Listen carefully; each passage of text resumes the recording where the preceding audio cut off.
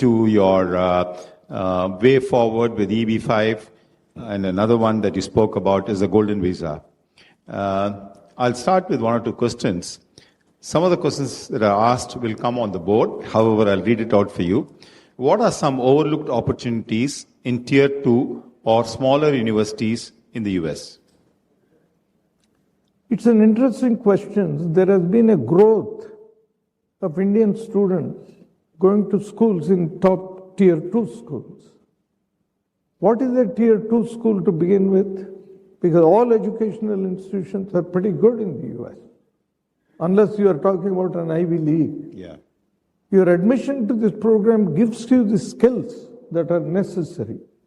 And if you get a master's degree, other than giving you an entry through the door faster if you are from top Tier 1 school, does not carry any particular benefit. It is the field that you study which matters and the skills that you learn that matter.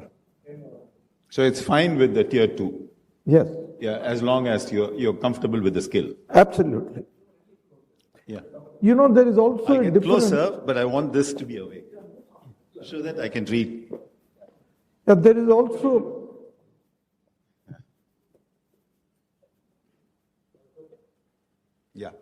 Yeah. Having said that, we must also recognize, just like in India, there are a lot of schools, and you want to make sure that you get admission in accredited schools.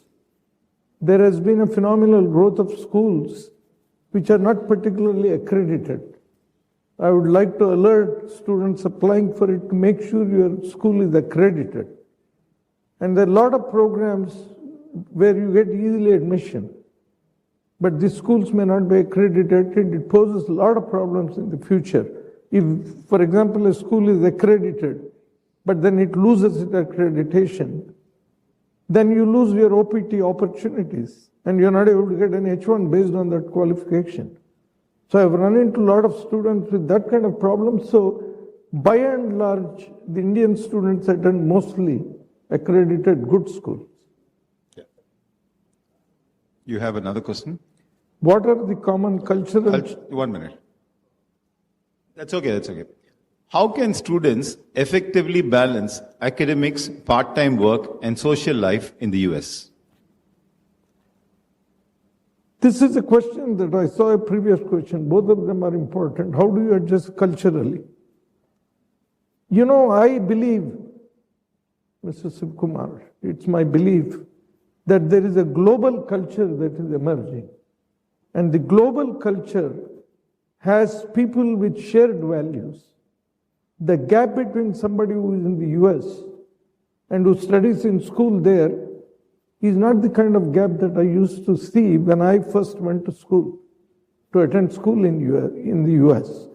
So therefore, there is a common culture, that is the first part of it, making this cultural adjustment much easier than before.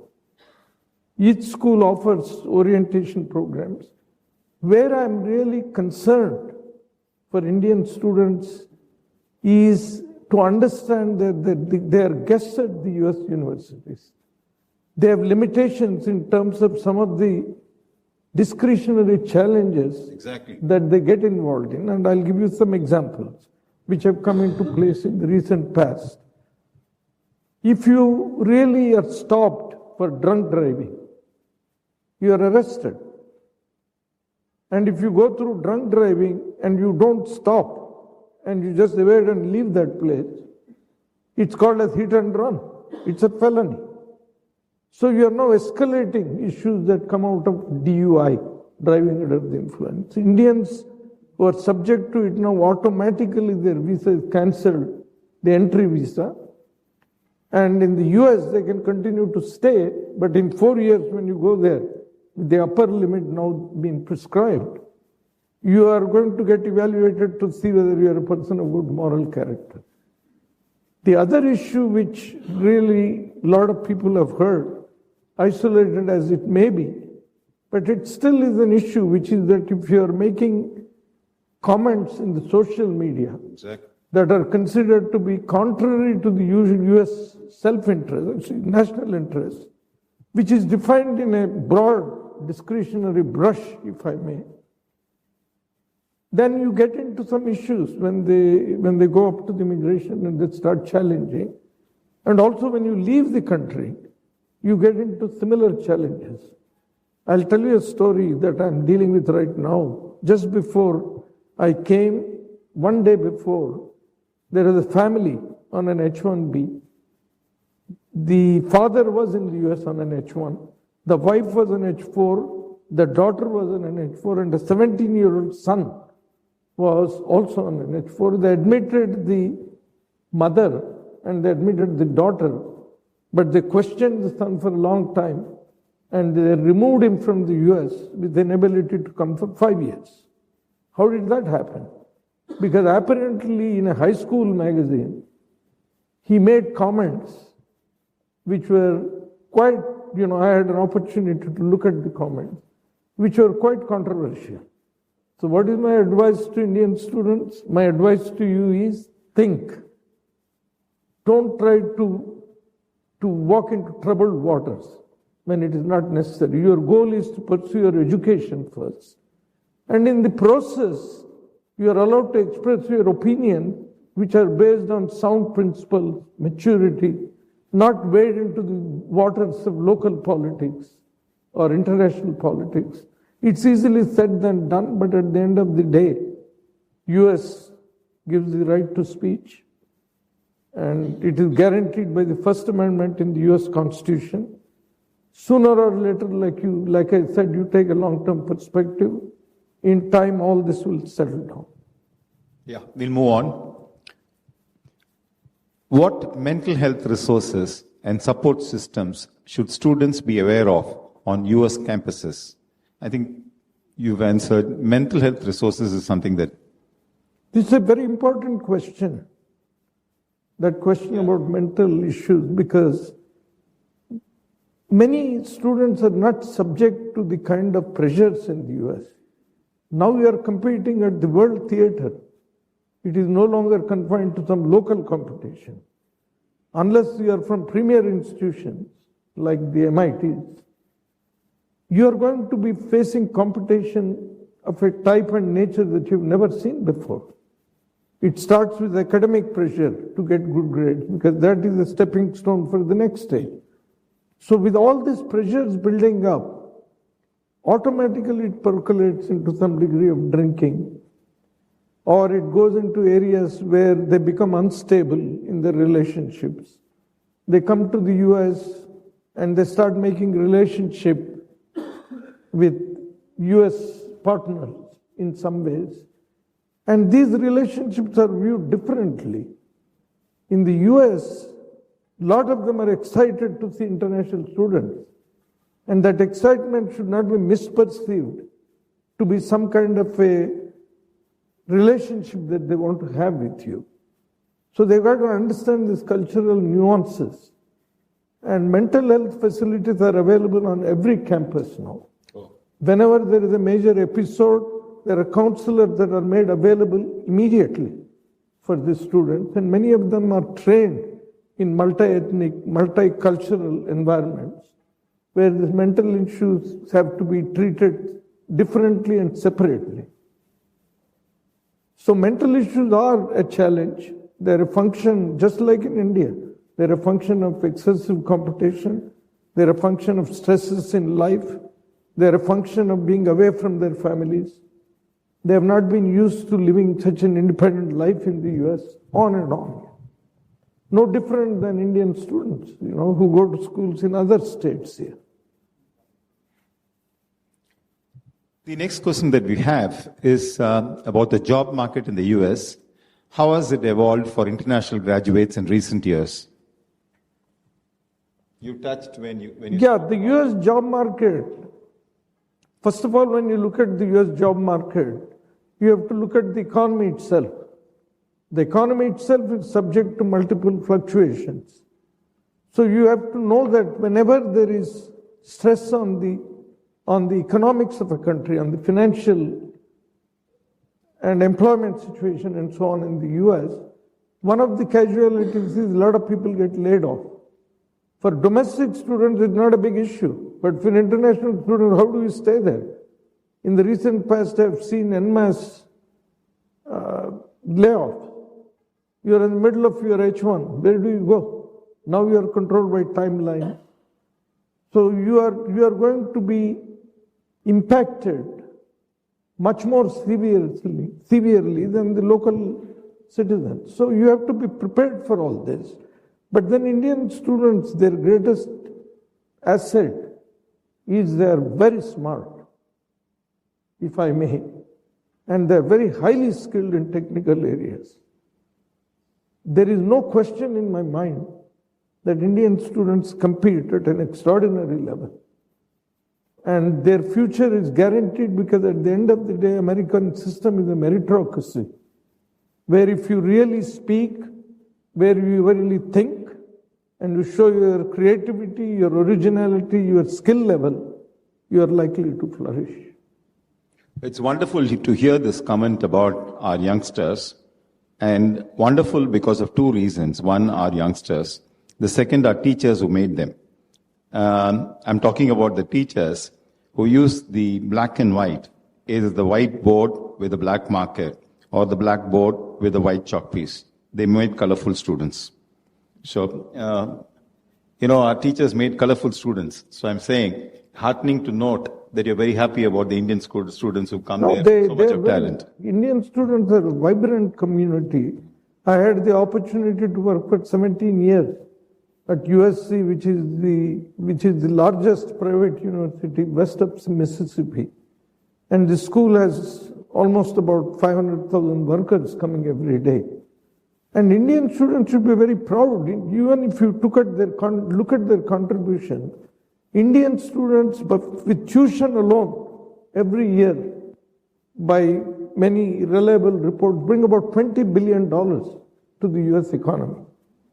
And if you really look at what else they do, they create employment. And they create employment for roughly about 350,000 employees, US citizens, who are getting jobs. And the economy itself is believed to benefit almost about 40 billion. So Indian students are an asset to institutions in the US. We should look at it the other way. I mean, our students are an asset in terms of the finances they bring, with the smart that they bring, with skills that they bring, and with the vision they have, and most of all, the work ethic they have. They work hard. It is hard work that pays off. Our students compete. They are bright minds. I'm very proud when I'm very in the happy, US. sir. I'm very proud when I'm in the US to call myself an Indian. Our teachers teach two kinds of students. One, very intelligent, who can migrate, and the rest who can compete here without much of competition. I'm just joking. The question that I'd like to ask you, away from this, because most of them are towards OPT and things like that, a little bit on the EB5. Please. Now, EB5 is an investment-based green card. Now, can a father sponsor a EB5 for a boy who's 18 years, who's studying in India? The answer to that question is yes. 18 years is considered to be an age if somebody comes of age. Yeah. So you can apply, and many people are applying. One of the misnomers is to think that the funds should necessarily come from India. The resources can come from anywhere. For example, a lot of H-1B holders, they have built their equity there, they have homes there, and they can take a loan against their own equity. And they also have stock options. Many Indians are flourishing in the area of stock options. They cash in the stock options and they have wealth of their own. And they're saying that this is a good opportunity for me. They were divesting that wealth and investing in an EB5 program to get to get their green card quickly. So, investment for an individual in the US is possible with his own income. And he need not create employment. That's taken care by the government. By the regional center. By the regional center. You are a passive investor. You become a general partner in a given project. These projects are usually infrastructure oriented. And when you do that, you don't have to really participate in anything other than to make sure that you're in the US and using that opportunity to grow And in about 4 to 5, 6 years, you get an opportunity to divest your interest and get your money back. You've also touched upon O1, right? Yes. Does O1 lead to EB2?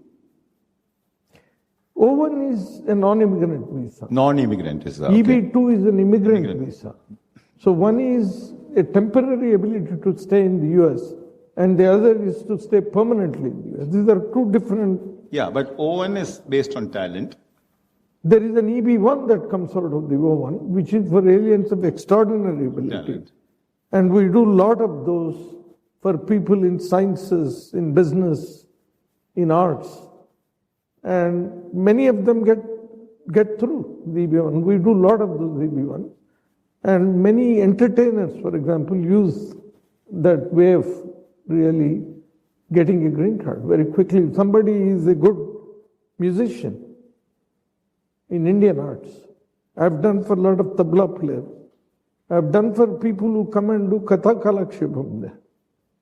I'm able to get them because they're phenomenal, some of them. Or for some violinists who are extraordinary. These are my own clients I'm talking about. Lovely. Or a pop singer in the Hindi heartland.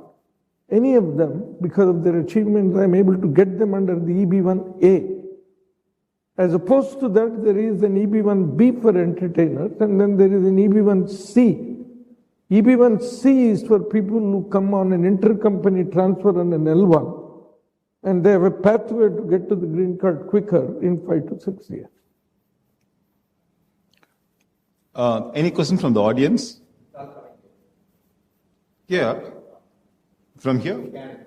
Oh, you already done, is it? Okay. Can I take this question? What are the most accessible scholarship opportunities for Indian students, especially at the postgraduate level? You know, it's got to be viewed in the context of what you're authorized to do in the US. So you get the OPT, for example, for a period of 1 year initially, upon your graduation. You can choose that and use it before your graduation if you wish to, during your summer break, to pursue an internship. Except that you must realize that the 3 months lost is 3 months lost at the end of it. There is another opportunity which is called as the curricular practical training. If you get something, an opportunity for an internship that is an integral part of your studies, or a course without which you cannot, without working, you cannot get your degree, then it comes under the curricular practical training. Many of them pursue, and if you pursue curricular practical training for less than 1 year, it doesn't cost you anything in terms of the postgraduate. So there are many opportunities. One last thing is that you can also get a work authorization in the US if your financial circumstances unexpectedly change. For example, somebody who comes to the US, the father, the main breadwinner, passes away. We are able to get them a work authorization to continue their study. So the work authorization comes in many forms. My best advice I can give is go talk to the foreign student advisor in your school and they'll guide you. Are there external organizations or foundations that Indian students can approach for scholarship beyond university funding? First of all, let's look at where most of the funding comes from. Our graduate student funding comes from research assistantships and teaching assistantships. So many of the students who come there, they get this teaching assistantship, particularly if they're in the PhD program. So therefore, that is one way they're able to get this scholarship. Another is they're able to apply for some scholarship, but very limited, because most of the financial aid is limited to US citizens. So you can't invoke any of those scholarships because they're meant only for people who are permanent residents or US citizens. So you cannot. So in terms of scholarship, they're limited, but our students are ingenious. They find ways to find job opportunities. They use curricular practical training, off-campus employment. One thing that I'm going to alert Indian students is that do not work without authorization. If you work without authorization because somebody tells you it's okay, don't listen to them, because now you lose your opportunity altogether. So unauthorized employment in the US is a major challenge because the temptation is high for many of our students to go and take up some jobs in a restaurant, for example, just to get some money. Now, of course, we have all heard about the raids, that are happening in employment places. So you can't get engaged. You're sacrificing your entire future by trying to get some short-term gain. So I'll alert Indian students, do not engage in unauthorized employment if you want to have a future in the US. Another interesting question is, hi sir, thank you for the address. I'm 26-year-old and equity analyst and worked with the US sell-side analysts and C-suite executives. I'm considering MBA, but I'm scared of the uncertainty. Any opinion? Well, I myself have an MBA from UCLA, albeit long time ago. But US educational institutions of higher education in particular, they offer the best education that you can get in any country, without a question. The skills that you learn in US by pursuing an a master's degree in business administration, master's degree in mechanical engineering, they have currency in the rest of the world. For example, if you get a job, if you get a degree from a US university, you command higher wages in most of the Middle East, in other countries. So US education has a premium. And getting a US degree is a phenomenal asset that you should acquire, both in terms of skills you learn and your ability to market yourself in the future. Third, if you get a degree in the US and in the process you establish a company in the US, the company address being in the US itself gives you an opportunities that can't even be measured. I mean, I've seen students do many of these things as they pursue their careers in the US. One last question. What group captain? Yeah.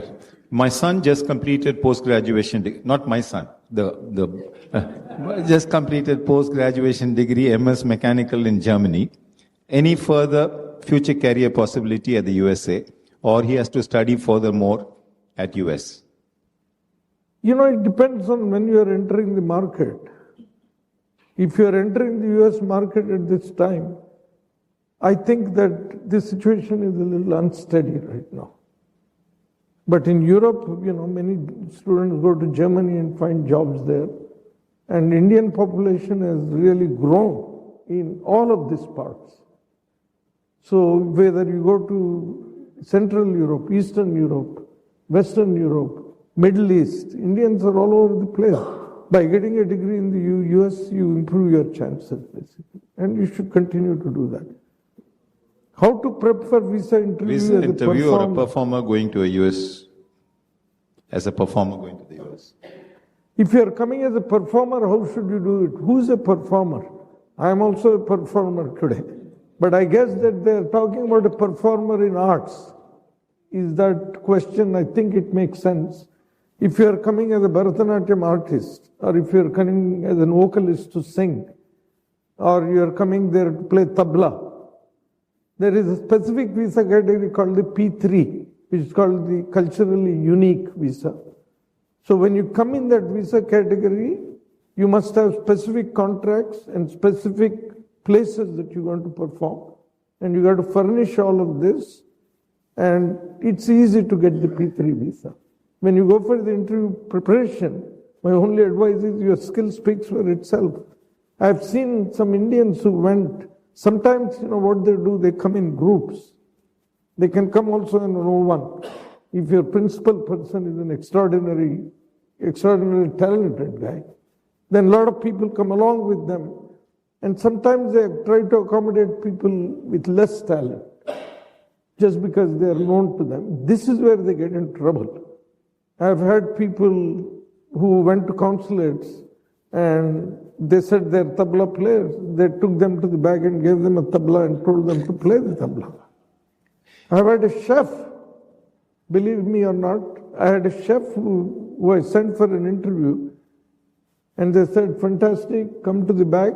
They gave him all the vegetables. They said, you claim that you make very good samosas, please be our guest. So they are able to literally use methods that you don't think of. And you get caught in one of that, your future is finished. Yeah, Group Captain, you have someone? He has a closing remark. Thank you, Mr. Kumar. Truly, I must tell you that this 1 hour, I think we can give him a standing ovation. Yeah. Thank you. Yeah. So truly, I must admit that the last 1 hour, you've clarified many things for me, for everybody who attended, and many of the students who aspire to come there.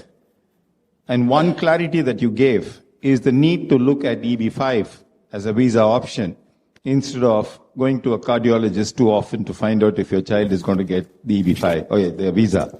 So if you want your heartbeat to be controlled, then it's better to go through the EB5 way. And he also made it clear that the investment that you make may come back with a smaller return, or at least you can be happy that you created some U.S. employment. So thank you so much, sir. And I'll make a few closing. Yeah, I'm going to give it to you. And whenever you're here in Chennai again, please let us know, and we'll be happy to have you here. The person who will know always is my friend Ranjani. When I come here. And over to you for the remarks that you want to make. You know, one of the questions people ask me is, what is your background? How did you go to the US? What did you do in the US? Why do you think US is a destination for us, particularly at this time? You know, I went on a Rotary scholarship to the US, like you mentioned, and I served as an unofficial ambassador speaking at multiple Rotary clubs when I initially went there. And I went in the wake of the emergency at that time in India. And I had very difficult time defending our democracy.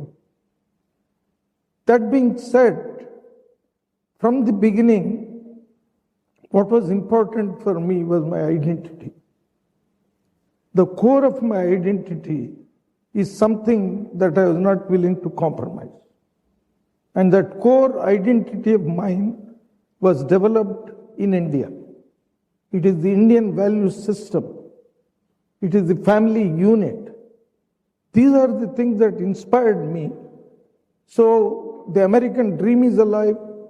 The Indian dream was alive. I was allowed to dream big in India. I went and joined US and to dream big. So I went to school, got my MBA, which is unheard of. I decided to go to law school. People used to go to engineering school. People used to do MBA, or they used to come as doctors.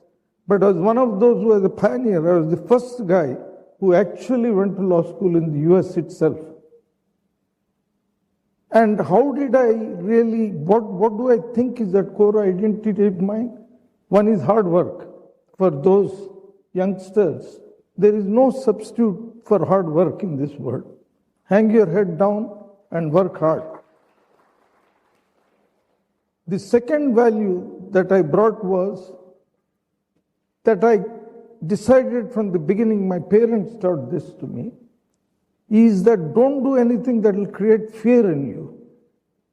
With the result that I decided to conduct myself in such a way that I took the fear factor out of my life. I can speak here, I can speak at the Malibu Hindu Temple of which I am a trustee, I can speak at a Rotary Club, or I can be litigating a case with Department of Homeland Security in the highest courts in the US. But I am not fearful. I stand on my ground. My ground is my karma bhumi, as I call it, and I pursue that. The third value that I learned is win. Winning is a way of life. If you don't learn how to win, you learn how to lose. Simple. So I used to tell my wife very fondly that one time I lose, you will say it's okay. Twice I lose, you say maybe something is wrong. And the third time you will start thinking, even if you don't say it to me, that I have a loser for a husband. Even your own wife or your children, they are watching you. If you fail, they will think that you are a loser. We have a father who is a loser. So I've never accepted the concept of losing. So I fight to win, and that's easily said than done. For example, every single case I filed in the US thus far, in a 30 plus years, I have not lost a single case. I have won each case. My ethical practice, there's not a single time that I was in a situation where I had to feel I've compromised something in terms of my integrity. My integrity is my heart and soul. So you can talk to me or talk to any number of people about me. They will say the same thing about me because I will not compromise that. Further, when you are dealing with immigration law, for example, I am very clear about that I have to zealously advocate my clients, regardless. And I do that. And I do that with a certain passion when I zealously advocate for my people. I used to say always, when I was a kid, I used to play chess quite a bit. And dealing with immigration or anything that we launch as a lawyer, for me, was like, it's like a chess player. They have their assets, you have your assets. So I figured out, as a part of this thinking process and a timeline, that somehow I know all the 99 ways in which immigration will try to reject this case. I mastered the art. With the result, my results speak for itself because I say checkmate and it's over for me. So I play the game as a smart lawyer because I have to for survival. And I have for my clients. The most important of all is I don't do this to make money. Making wealth was never my goal. Making wealth will happen automatically. But therefore, I always said to myself, as a matter of my practice, that I will never take advantage of people who come to me, who are very fragile, who are in a state where they're very weak. I shall not ever exploit that. I will not. These are the values that I learned from India. These are the values I learned from my father, from my mother. My father used to be a banker. He used to say, if you put your hand out and take money from somebody, your responsibility begins. Don't take the money. But once you take the money, you better get the job done. So these Indian values, cultivated, curated through my own effort over a long period of time, has stood me in good stead, and it will do the same thing for the students who come to the US or they stay in India. Welcome to the US, work hard, sky is the limit.